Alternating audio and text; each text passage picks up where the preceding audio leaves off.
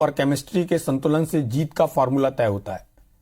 चुनाव कोई भी हो, अलग अलग समाज और वर्गों को जिसने साध लिया, जीत उसे ही मिलती है। और इसी सियासी गणित को देखते हुए छत्तीसगढ़ में बीजेपी और कांग्रेस दोनों ही दल 2023 में पिछड़ा कार्ड खेलने की तैयारी में है। बीजेपी जहां ओबीसी बिल को लेकर श्रेय लेने की कोशिश कर रही है, तो दूसरी ओर सत्ता में बैठी कांग्रेस भी इस आबादी को अपने पक्ष में करने के लिए कवायद में जुटी है। अब सवाल यह है, क्या 2023 का चुनाव पिछड़ा वर्ग कार्ड के बूते पार लगेगा? मौजूदा दौर में ओबीसी वर्ग को साधने में किस दल के पास बढ़त है? देखते हैं एक रिपोर्ट, फिर करते हैं चर्चा।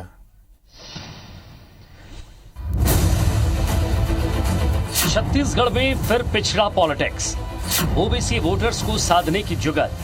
क्या 2023 के चुनाव में चलेगा पिछड़ा कार्ड? छत्तीसगढ़ की सत्ता से बेदखल हुई बीजेपी एक बार फिर अपनी सियासी जमीन तलाशने की कोशिश कर रही है। पिछले विधानसभा चुनाव में मिली अप्रत्याशित हार के बाद पार्टी एक बार फिर से सोशल इंजीनियरिंग को साधने की जुगत में है। खास तौर पर ओबीसी वोटर्स को अपने पाले में लाने के लिए बीजेपी अभी से फोकस कर रही है। सदन में ओबीसी बिल पास होने के बाद बीजेपी नेता इस बात का श्रेय लेने की भी कोशिश कर रहे हैं कि पिछड़ा वर्ग का सच्चा हितैषी केवल बीजेपी ही है। इसी बीच बीजेपी ओबीसी मोर्चा की पहली कार्य समिति की बैठक में शामिल होने रायपुर पहुंचे। ओबीसी मोर्चा के राष्ट्रीय अध्यक्ष डॉक्टर के लक्ष्मण ने कहा कि कांग्रेस पिछड़ा वर्ग को अब तक वोट बैंक के रूप में इस्तेमाल करते आई है। उन्होंने ये भी कहा कि कांग्रेस की इस नीयत को जनता के सामने लाने के लिए प्रदेश भर में धरना प्रदर्शन और आंदोलन करेगी बीजेपी और ओबीसी मोर्चा। देश भर में एक सामाजिक सम्मेलन कर रहे हैं, प्रदेश स्तर पर बड़े बड़े सभा कर रहे और ये कांग्रेस का पर्दाफाश करेंगे। ये पिछड़ा वर्ग को सिर्फ वोटर के नाते वोट बैंक राजनीति चलाए, मगर कभी भी आरक्षण हो या उनका वेलफेयर प्रोग्राम्स हो, कभी भी कांग्रेस ने साथ नहीं दिया। इससे पहले भारतीय जनता पार्टी पिछड़ा वर्ग मोर्चा की प्रदेश कार्य समिति की बैठक 27% आरक्षण की मांग पर राजनीतिक प्रस्ताव पारित किया गया। इधर बीजेपी के आरोपों पर संसदीय कार्य मंत्री रविंद्र चौबे ने पलटवार करते हुए कहा कि भारतीय जनता पार्टी ओबीसी वर्ग के लिए केवल लोक लुभावन बातें कर रही है, जबकि कांग्रेस सरकार लगातार ओबीसी वर्ग के विकास के लिए काम कर रही है। तो भारतीय जनता पार्टी की गलतफहमी है कि पिछड़ा वर्ग के लिए वो कोई केवल आरक्षण की बात करके, लोगों को लोक लुभावने बात करके वो कोई सपोर्ट प्राप्त कर लेंगे। छत्तीसगढ़ का समूचा पिछड़ा वर्ग किसान है और छत्तीसगढ़ में किसान चेहरा माननीय भूपेश बघेल जी हमारे नेतृत्व करता है और लगातार किसानों के लिए, पिछड़ा वर्ग के लिए वो काम कर रहे हैं। इसलिए भारतीय जनता पार्टी के सारे प्रयास निष्फल साबित होंगे। बहरहाल छत्तीसगढ़ में ओबीसी की वास्तविक संख्या कितनी है, इसका पक्का जवाब तो किसी के पास नहीं है, लेकिन जानकार मानते हैं कि इसी वोट बैंक के दम पर बीजेपी यहां लगातार 3 बार विधानसभा चुनाव अपने नाम करती रही है। पिछले चुनाव में बीजेपी के इस वोट बैंक में सेंध लगाकर कांग्रेस ने 15 साल का वनवास खत्म किया। प्रदेश में फिलहाल कांग्रेस के 17 और बीजेपी के 4 विधायक ओबीसी वर्ग के हैं। कुल मिलाकर सवाल ये उठता है कि क्या इस बार सत्ता में वापसी के लिए बीजेपी भी ओबीसी नेता को ही सीएम उम्मीदवार के तौर पर प्रोजेक्ट करेगी? 2023 में ओबीसी वर्ग किसका साथ देता है, इन सवालों का जवाब तो भविष्य के गर्त में है, लेकिन ये तय है कि ओबीसी वोटर्स जिसके साथ होगा छत्तीसगढ़ में वही राज करेगा। राजेश मिश्रा, IBC 24, रायपुर। राजनीति में शायद कुछ बदलता नहीं, सिर्फ चेहरे बदल जाते हैं और समय के साथ चीजें रिपीट होती हैं। जब जब बीजेपी धर्म के नाम पर या विकास के नाम पर कोई दल आगे बढ़ता है, तब फिर जातिवादी राजनीति फिर से परवान चढ़ने लगती है। देश में इसकी शुरुआत हुई और जिस तरह से बिहार के नेताओं ने जाति जनगणना की बात की, फिर उसमें उत्तर प्रदेश के नेताओं ने सुर मिलाया, इसका उत्तर प्रदेश की राजनीति से क्या संबंध है। फिर केंद्र सरकार ने जो बिल पारित किया, 127वां संविधान संशोधन विधेयक जो पारित किया, जिसके तहत राज्यों का अधिकार दे दिया कि आप जो पूरे देश भर में 671 पिछड़ी जातियां हैं, उनको अपने अपने राज्य के हिसाब से आप पिछड़ा घोषित कर सकते हैं। अब इसमें मामला कहां अटक रहा है? इसमें मामला यहां अटक रहा है कि राज्यों की जो राजनीति है उसमें ओबीसी वर्ग का बड़ा योगदान है। पार्टी के अंदर, और जब दो पार्टियां आमने सामने होती, उन दोनों के बीच भी ओबीसी को लेकर या आदिवासी को लेकर या जनजाति को, जाति को लेकर बात चलती है। ऐसे में दोनों पार्टियां अपने अपने नेताओं को उसी तरह से प्रोजेक्ट करती हैं। यदि आप छत्तीसगढ़ का हाल देखें तो यहाँ पर दोनों जो प्रमुख पार्टियां हैं उनके जो प्रदेश अध्यक्ष हैं वो आदिवासी हैं और दोनों के जो प्रमुख नेता हैं सदन के अंदर वो दोनों ओबीसी वर्ग से हैं। भारतीय जनता पार्टी जिस तरह से अलग अलग वर्गों के और मोर्चों की बैठक ले रही है और उनके केंद्रीय नेता आ रहे हैं, अलग अलग तरह के नेता आ रहे हैं, तो ये 2023 की तैयारी, तो छत्तीसगढ़ में क्या स्वरूप बनेगा, केंद्र ने जो बिल पारित किया उसका छत्तीसगढ़ में क्या असर पड़ेगा, छत्तीसगढ़ के नेता उसको कैसे इनकैश करेंगे, छत्तीसगढ़ में कितनी ओबीसी जातियां हैं जिसके कारण छत्तीसगढ़ में जो पार्टी सत्ता में आना चाहेगी उसको किसको साधना पड़ेगा, कौन सा वर्ग बड़ा है, या उत्तर प्रदेश की तर्ज पर जैसे भारतीय जनता पार्टी ने छोटे छोटे जातियों को अपने साथ मिलाकर बड़ी जातियों को चुनौती दी थी, क्या उस तरह का कोई समीकरण बनेगा। सारी बातों पर चर्चा के लिए हमारे साथ दो खास मेहमान हैं। भारतीय जनता पार्टी से ओपी चौधरी जी हैं। चौधरी जी आपका बहुत बहुत स्वागत है। चौधरी जी पूर्व प्रशासनिक अधिकारी हैं, आईएएस अधिकारी रहे हैं और खरसिया से चुनाव लड़ चुके हैं भारतीय जनता पार्टी से। कांग्रेस से देवेंद्र यादव हैं, युवा नेता हैं। नमस्कार। और प्रदेश की एक बड़े ओबीसी जाति यादव का भी नेतृत्व करते हैं, कांग्रेस के नेता हैं मूलतः। चौधरी जी, आपको क्या लगता है कि छत्तीसगढ़ में जो अगला चुनाव होगा, जिस तरह से आपकी पार्टी ने अलग अलग मोर्चों की बैठक कर रही, कभी जनजाति मोर्चे की बैठक होती है, कभी महिला मोर्चे की बैठक होती है, कभी युवा मोर्चा की बैठक होती है, और उसके बाद अभी ये बहुत समय बाद देखने में आया जब पिछड़ा वर्ग के नेता यहाँ पर आए और बड़ी बैठक हुई है, और उसमें आपकी पार्टी के दो प्रमुख नेता सरोज पांडे और डॉक्टर रमन सिंह विशेष रूप से उपस्थित थे।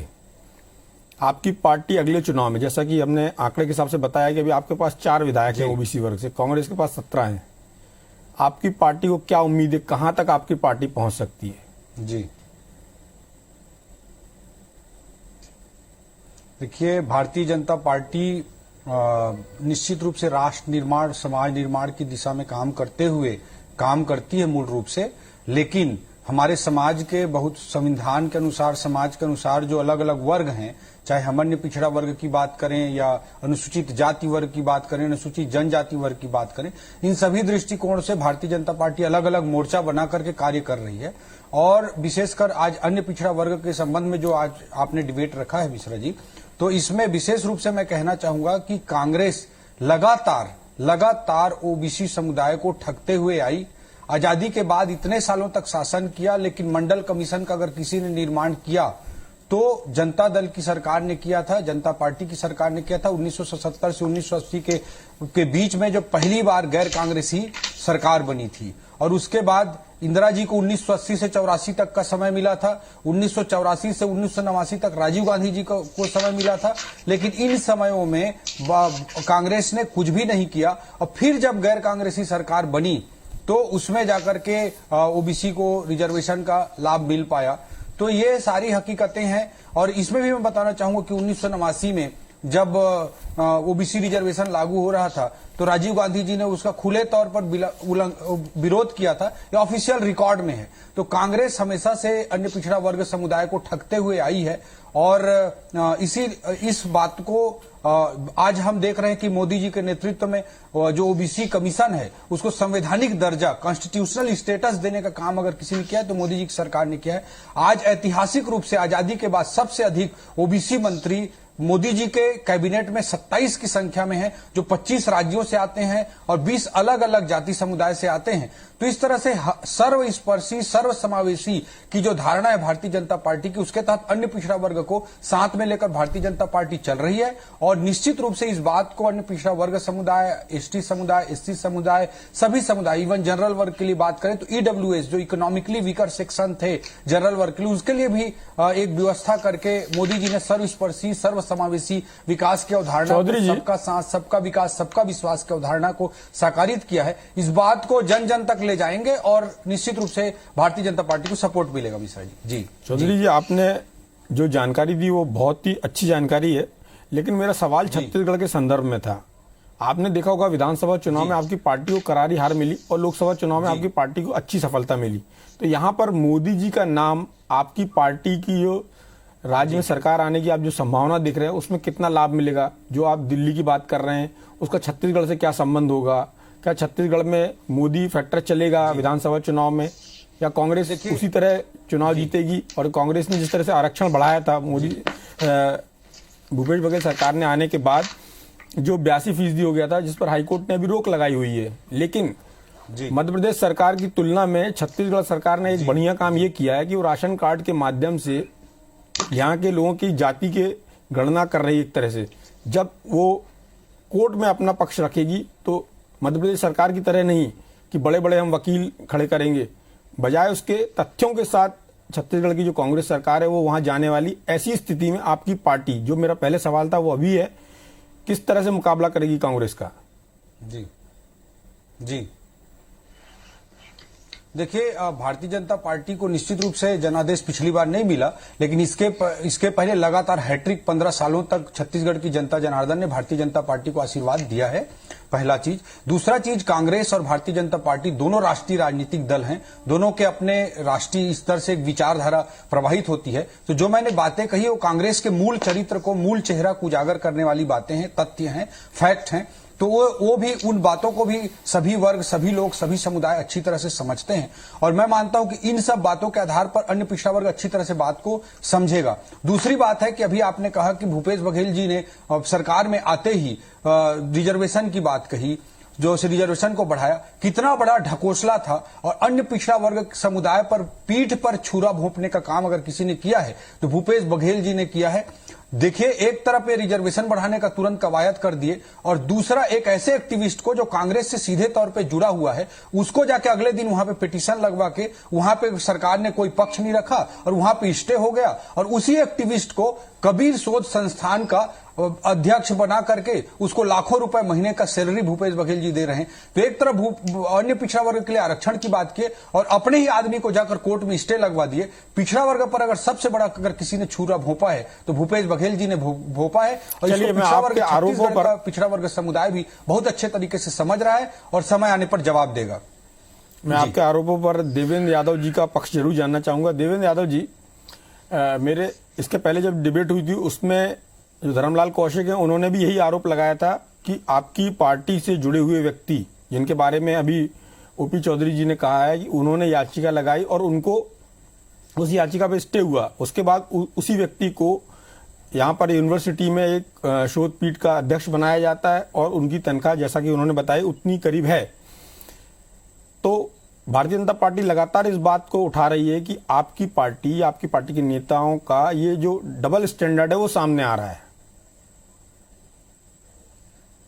देखिए, ऐसा है कि भारतीय जनता पार्टी की जो वर्किंग का प्रोसेस है, जो प्रक्रिया मैं देखता हूं भारतीय जनता पार्टी को काम करते हुए, वो बेसिक इलेक्शन फोकस रहती है। भारतीय जनता पार्टी, उनको चुनाव आए तो चुनाव के हिसाब से वो अपनी रणनीति बनाती रहती है।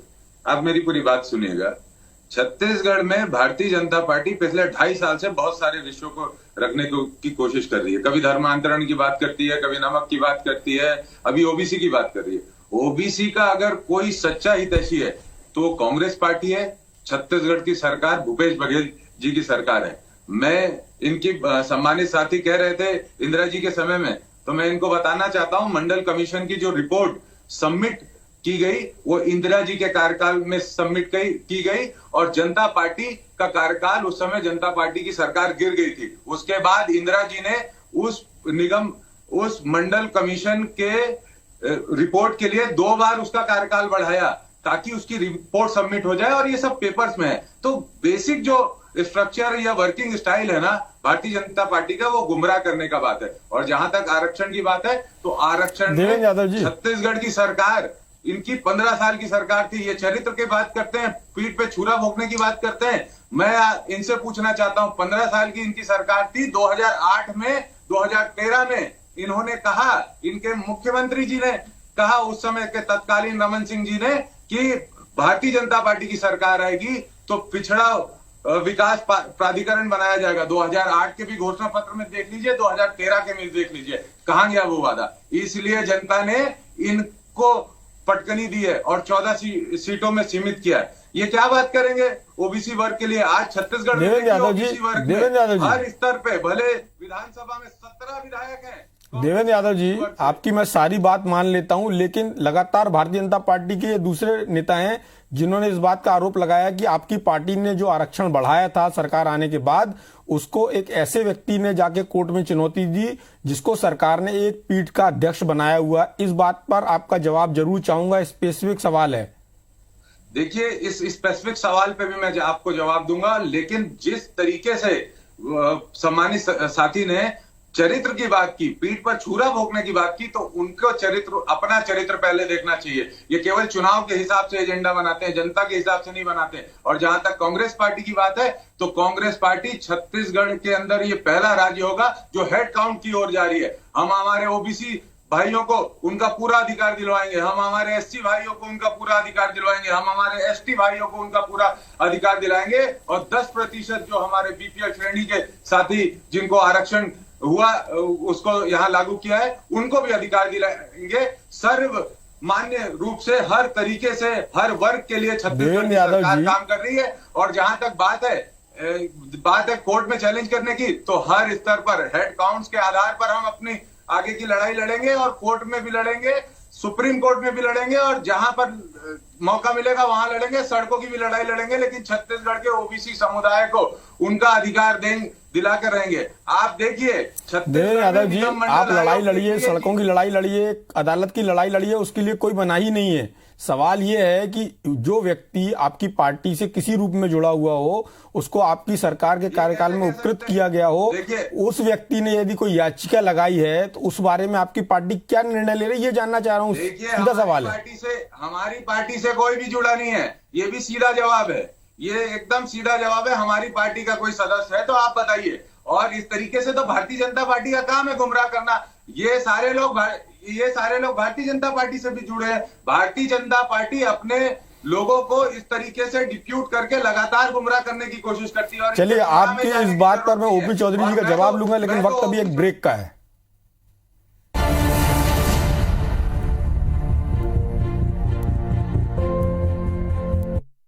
इस प्रोग्राम के सह प्रायोजक हैं Amul, the taste of India, GK TMT, सपनों को जी के देखो, Sanjivani CBCC USA cancer hospital Raipur, सभी प्रकार की कैंसर सर्जरी, कीमोथेरेपी, रेडियोथेरेपी, रक्त रोग, ब्लड कैंसर व पेट स्कैन के लिए संपर्क करें। Nasaka water purifier, balanced water, balanced life, और गोयल टीएमटी आपके घर को दे लंबी उम्र।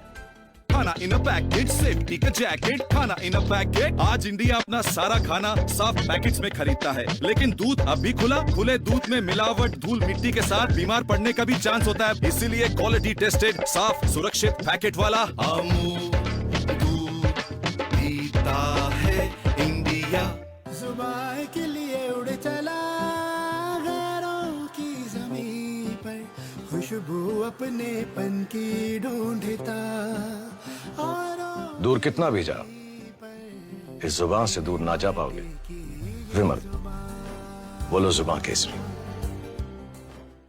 समस्त मुरैना जिले वासियों को स्वतंत्रता दिवस की हार्दिक शुभकामनाएं। विनीत बालकृष्ण गौरव, मुख्य नगर पालिका अधिकारी, नगर परिषद जौरा, जिला Morena.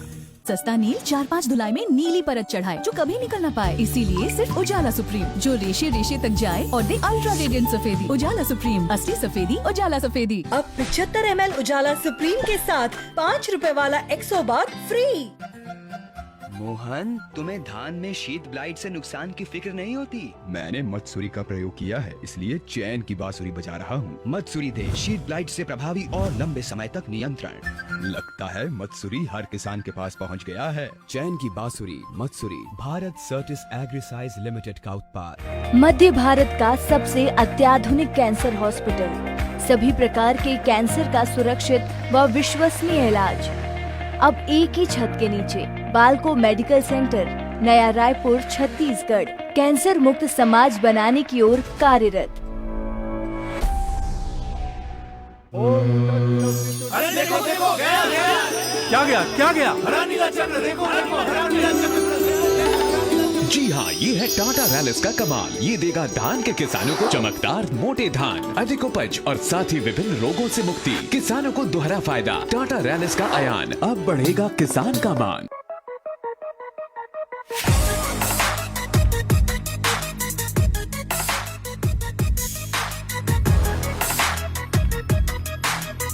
We know how to fix the bugs.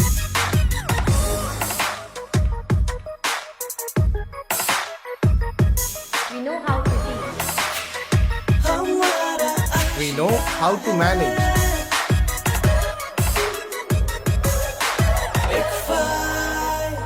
वो रहा फारूक खान का बंगलो, ये है असिताब जी का बंगलो, और ये है बंगलो हमारे मेहता जी का। अपने घर की बाहरी दीवारों पर ग्लोबल कलर्स का मास्टर टेक्सचर फिनिश और मास्टर मैक्सिमा प्रीमियम कोटिंग लगाओगे तो स्टार तो कहलाओगे ही ना। Global colours, colouring your world. Corona काल में इम्यूनिटी के नाम पर व्यापार करने वालों की बाढ़ से आ गई, जबकि पतंजलि ने देश को परिवार मानकर पतंजलि गिलोय, आंवला, एलोवेरा जूस, नीम, तुलसी, अश्वगंधा, रोगन, बादाम, शिरीन, च्यवनप्राश, हनी व इम्यूनोचार्ज जैसे नेचुरल प्रोडक्ट्स न्यूनतम मूल्य में आपको उपलब्ध कराकर आपकी इम्यूनिटी को बढ़ाया। अगर सही समय पर छिड़काव न हुआ तो ये शीत ब्लाइट पूरी धान की फसल को बर्बाद करके रख देगी। ये लो समस्या का समाधान, टाटा रैलीज का एपिक की शक्तिशाली बूंद, बच न पाए फफूंद। पूजा में आहूजा अगरबत्ती है जरूरी, इसकी खुशबू से हो जाए मनोकामना पूरी। आहूजा अगरबत्ती मनोकामना पूर्ण करे, पूजा संपूर्ण करे। जोड़ों का दर्द भले ही परेशान करे, पर नूरानी तेल का साथ है तो जिंदगी क्या बात है। दक्कन पर नैनी का मशहूर और इक्को ट्रेडमार्क देखकर ही खरीदे। आ से वाह, क्या बात है।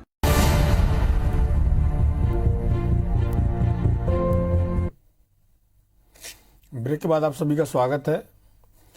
ओपी चौधरी जी, देवेंद्र यादव जी का साफ तौर पर कहना है कि याचिकाकर्ता का उनकी पार्टी से कोई संबंध नहीं है। इस तरह के लोग भारतीय जनता पार्टी द्वारा डिप्यूट किए जाते हैं।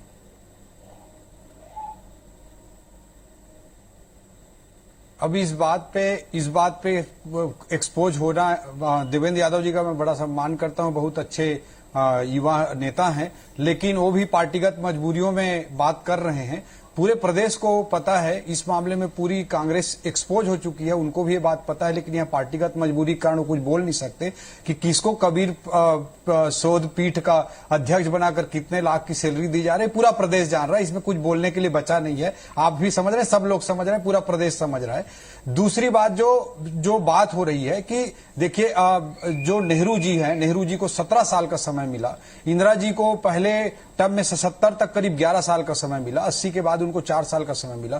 तो अगर मैं केवल नेहरू जी के 17 साल को और शुरू के 11 साल को उनके मैं बात करूं, तो उस समय इन्होंने मंडल कमीशन का या कोई भी इस तरह के कमीशन का गठन करने का इनको फुर्सत नहीं मिला। अभी देवेंद्र भाई जी बता रहे थे कि वो बार बार उस समय को बढ़ाती रही। यही तो मैं बोलना चाह रहा हूं, कांग्रेस लिंगर ऑन करती रही। जब 77 में ओबीसी कमीशन बैठ गया था, 80 में इंदिरा जी फिर प्रधानमंत्री बन गई थी, तो 80 से 84 तक उनको 4 साल का समय मिला था। 84 से 89 तक राजीव गांधी जी को समय मिला था। उन्होंने क्या किया? कुछ नहीं किया। आज मैं बोलना चाह रहा हूं कि अन्य पिछड़ा वर्ग आयोग का जो कमीशन है, वो मोदी जी के आने के पहले तक 50 साल से अधिक समय का बीत गया। जो ओबीसी कमीशन था, वो बिना पंजे के और बिना दांत की संस्था बनी रही। उसको कॉन्स्टिट्यूशनल स्टेटस, उसको संवैधानिक दर्जा किसी ने नहीं दिया, मोदी जी ने दिया। नीट पे अभी हम देख रहे हैं कि 27% आईएएस की परीक्षाओं में 27% आरक्षण लागू हो गया, लेकिन नीट की परीक्षा में लागू नहीं हुआ। उसको लागू किसने किया? मोदी जी ने किया। केंद्रीय विद्यालय में, सैनिक विद्यालय में, नवोदय विद्यालय में 27% आरक्षण कहीं लागू नहीं होता रहा, जबकि आईएएस जैसे परीक्षाओं में लागू हो गया। लेकिन कांग्रेस को इतने समय तक मौका मिलता रहा, 17 साल नेहरू जी को, 12 साल इंदिरा जी को, 4 साल और जो 16 साल, फिर अब यूपीए 1 और 2 की बात करूं तो 10 साल। तो इसमें भी उन्होंने कुछ नहीं किया। नवोदय के लिए, सैनिक स्कूल के लिए, नीट के। आपने चौधरी जी को सुना होगा, उनका कहना है इतने लंबे कार्यकाल मिले आपके प्रधानमंत्रियों को। कांग्रेस के जो प्रधानमंत्री थे, जवाहरलाल नेहरू को 17 साल, इंदिरा गांधी को 11 साल के अलावा +4 राजीव गांधी के 5 साल और यूपीए का 10 साल। देखिए, ऐसा है कि मैंने सम्मानित चौधरी साहब को पिछली सरकार में सरकार का पक्ष रखते हुए बतौर अधिकारी के रूप में सुना था। उनसे चर्चा कभी करने का अवसर नहीं मिला। अभी भारतीय जनता पार्टी के कार्यकर्ता के रूप में मैं उनको सुन रहा हूं, तो पहले के और अभी के वर्जन में बहुत ज्यादा अंतर नहीं है, क्योंकि मानसिकता ऐसी बनी हुई है। लेकिन जहां तक ये सम्मानित हमारे साथी बोल रहे हैं नेहरू जी के बारे में, तो उनको शायद ध्यान नहीं है कि 1952 में ही नेहरू जी ने पिछड़ा कमीशन का गठन किया था, ताकि सामाजिक उत्थान और शैक्षणिक उत्थान पिछड़े वर्ग के लोगों को मिल सके। जहां तक नेहरू जी की बात है, जब देश आजाद हुआ था तो देश 500 से अधिक टुकड़ों में था। उन टुकड़ों को जोड़कर एक हिंदुस्तान बनाया, एक भारत देश बनाया नेहरू जी ने। और ये आज इस तरीके की बात करते हैं। देखिए 15 साल मिले रमन सिंह को, 15 साल में रमन सिंह ने अगर ओबीसी समुदाय के लिए कुछ किया तो घोषणा पत्र में किया कि ओबीसी समुदाय के लिए पिछड़ा विकास प्राधिकरण बनाएंगे, इसके अलावा कुछ नहीं किया। आज देखिए छत्तीसगढ़ में कांग्रेस के 17 विधायक कांग्रेस के हैं। चौधरी जी आप अपनी बात रख सकते हैं। 562 देसी रियासतों की बात देवेंद्र जी ने कही है। 562 देसी रियासतों का एकीकरण सरदार पटेल ने किया। केवल एक स्टेट को हैंडल किया था नेहरू जी ने, वो था कश्मीर। और कश्मीर आज तक चलिए बात बहुत पीछे तक जा रही है, नेहरू जी तक बात चली गई है, लेकिन बात अभी के आरक्षण की है, उसका श्रेय लेने की है। सबके अपने अपने तर्क हैं। जिस तरह से चौधरी जी का कहना है कि प्रधानमंत्री नरेंद्र मोदी ने बहुत काम किया है, चाहे प्राधिकरण की बात हो, चाहे आयोग की बात हो। देवेंद्र यादव जी का कहना है चाहे कुछ हो जाए, चाहे सड़क की लड़ाई लड़ना पड़े, हम ओबीसी को आरक्षण और उनका हक दिला के रहेंगे। अब ये जनता को तय करना है कि उसका असली जो उसके लिए पक्ष रखने वाला, उसके लिए खड़ा होने वाला कौन है, और ओबीसी वर्ग को तय करना है कि उनका भला कौन सी पार्टी करना चाहती है। ये जनता के ऊपर निर्भर करता है। इस चर्चा में भाग लेने के आप दोनों का बहुत बहुत धन्यवाद। नमस्कार।